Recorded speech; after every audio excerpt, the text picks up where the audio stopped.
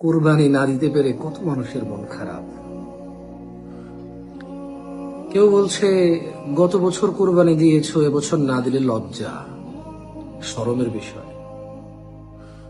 কেউ বলছে গত বছর একটু বাড়াবাড়ি বেশি দিয়েছো, এবছর একটু কম হচ্ছে, তাও নাকি লজ্জা। কুরবানিটা মুসলিমদের কাছে কি পূজার মতো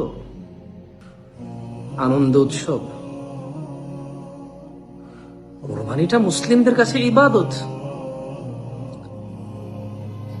যাদের সামর্থ্য আছে তারা দিবে, যাদের সামর্থ্য নাই তাদের সওয়াব হয়ে যাবে। মনে যদি নিয়ত থাকে সামর্থ্য হলে কোরবান দিব আল্লাহর জন্য।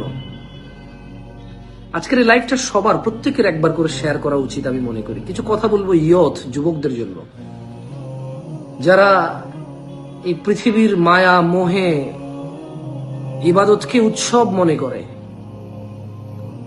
তুমি আজকে একটা কোরবান না দিতে পেরে তোমার এত মন খারাপ, বাবার প্রতি এত রাগ, তোমার